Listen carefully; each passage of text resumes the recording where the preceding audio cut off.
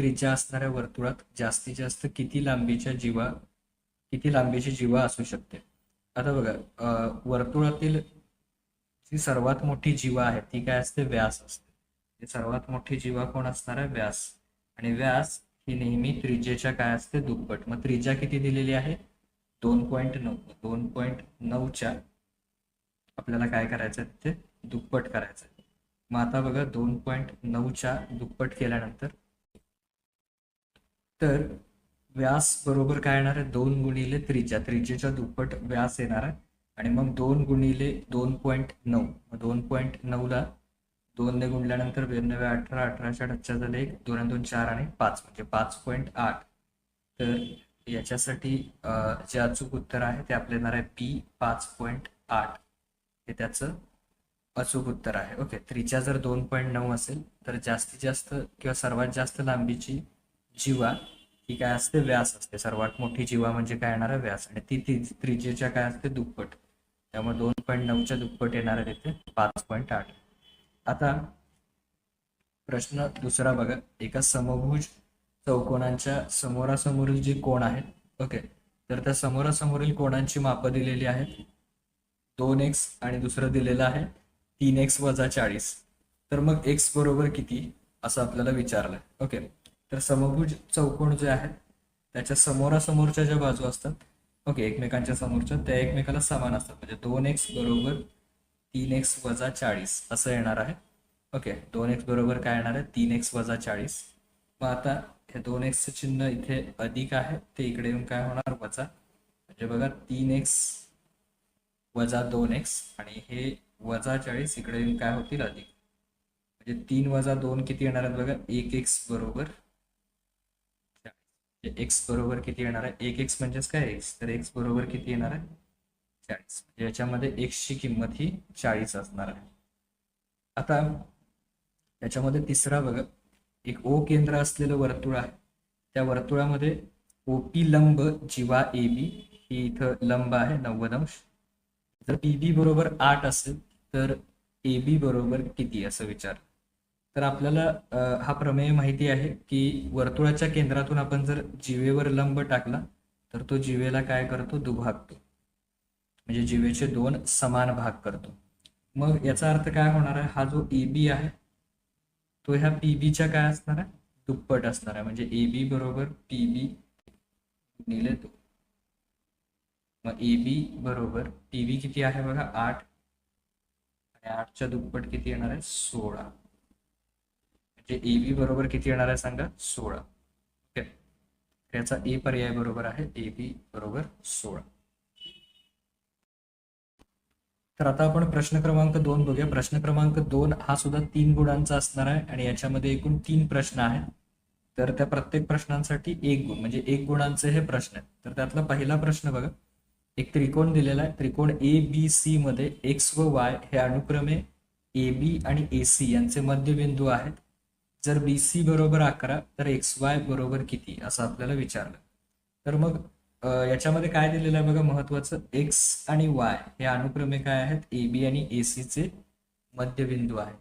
Okay, मग आपण इथं परीक्षेत काय करायचं? हे वाक्य परत एकदा लिहून घ्यायचं.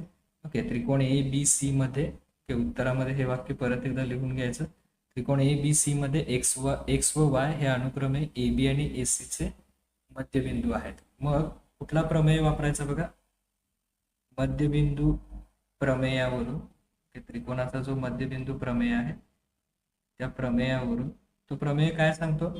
तर त्रिकोणांच्या जे 2 बाजू आहेत त्यांच्या मध्यबिंदूंना जोडणारा रेषाखंड ही जी तिसरी बाजू आहे BC त्याला समांतर असतो. आणि महत्वाचं काय, तर तो त्या समोरील बाजूच्या राहिलेल्या बाजूच्या निम्मा असतो. म्हणजे XY बरोबर BC भागिले 2 येणार आहे. मग आपल्याला BC ची किंमत किती दिलेली आहे बघा? 11 दिलेली आहे. म्हणजे XY बरोबर BC किती आहे? 11 भागिले 2. मग XY बरोबर बघा 11ला आपण कितीने भागतो?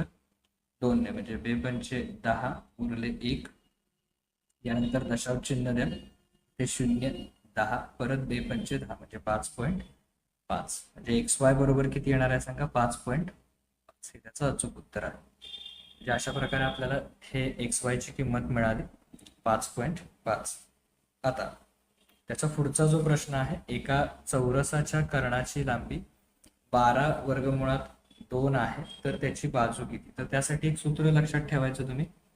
चौरसाची बाजू बरोबर 1/वर्गमुळात 2 गुणिले त्या चौरसाचा कर्ण. बघा सूत्र काय आहे, चौरसाची बाजू बरोबर 1/वर्गमुळात 2 गुणिले कर्ण, म्हणजे 1/वर्गमुळात 2.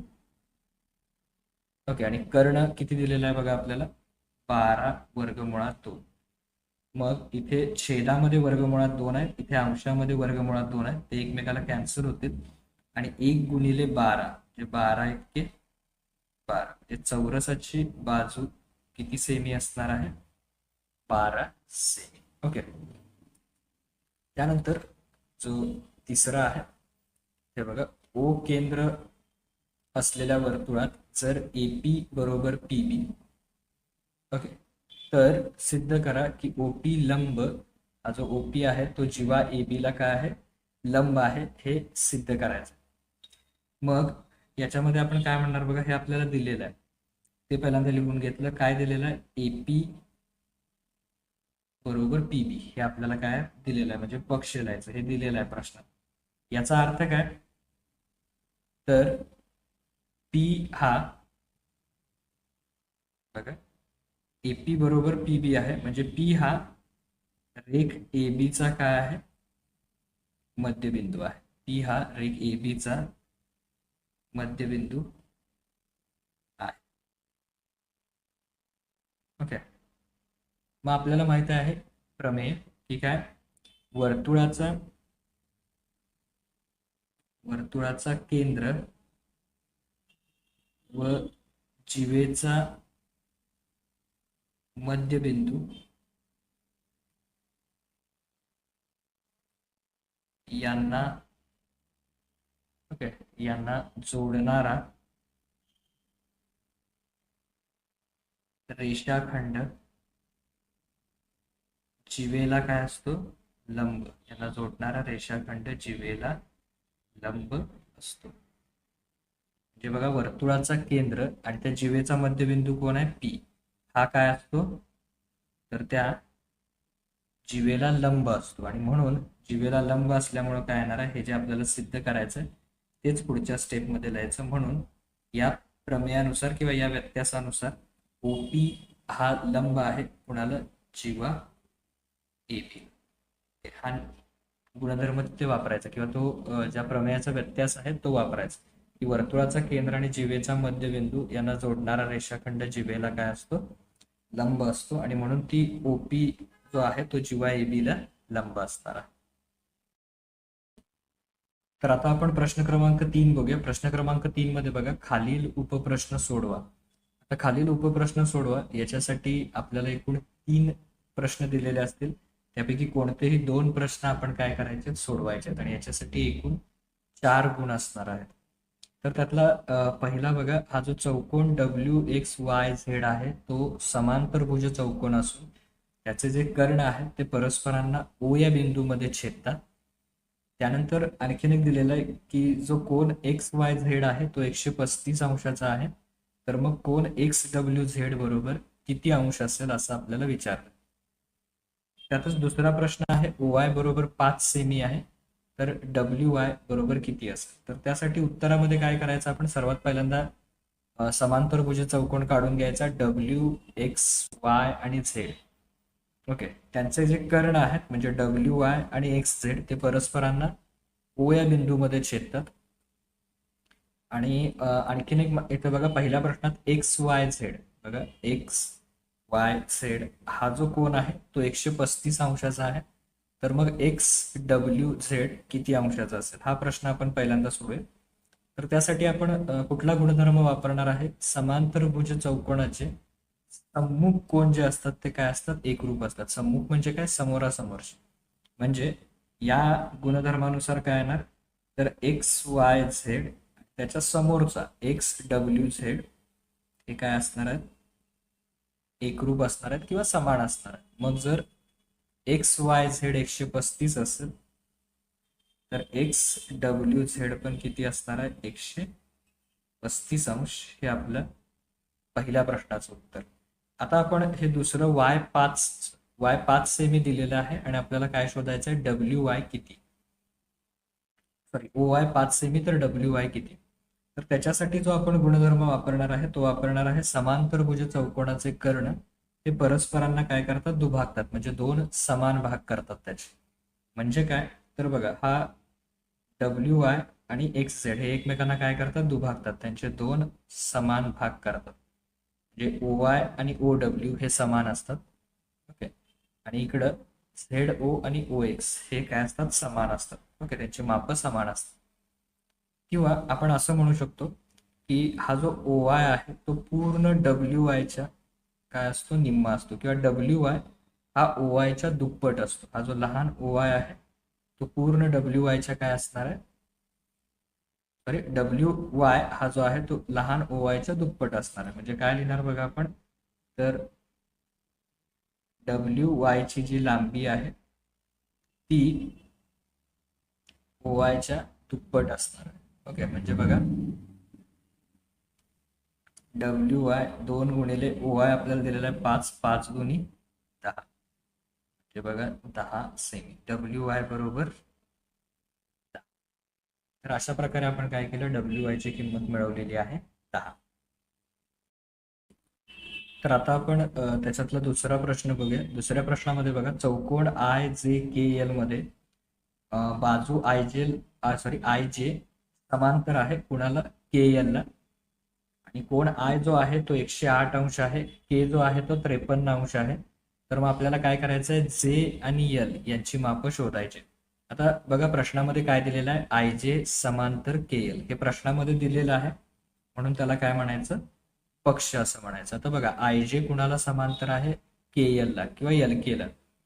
तर अशा प्रकारच्या चौकोनामध्ये जर एकच काय असेल बाजूंची जोडी जर काय असेल समांतर असेल, दुसरी बाजू समांतर नाहीये, ओके, तर मग तो कसल्या प्रकारचा चौकोन झाला समलंब चौकोन. आणि समलंब चौकोन जे आहे त्याच्या लगतच्या कोणांच्या मापांची बेरीज किती असते 180. म्हणजे I आणि L या दोघांची मिळून बेरीज किती आहे 180. मग आता बघा I अधिक L बरोबर 180. तर इथे लिहायचं समलंब चौकोनाच्या लगतच्या कोणांच्या मापांची बेरीज 180 अंश असते. हा गुणधर्म लिहायचा. आता I दिलेला आहे 108 अधिक L बरोबर 180. मग आपल्याला जर L पाहिजे असेल तर हा अधिक 108 इकडे येऊन काय होणार आहे वजा, म्हणजे 180 वजा 108. ओके, असं केल्यानंतर ते किती येणार आहेत बघा 108 वजा केल्यानंतर 72. ओके, तर L बरोबर किती अंश येणार आहे 72 अंश. आणि आता J अधिक K या दोघांची बेरीज सुद्धा किती आहे 180 आहे.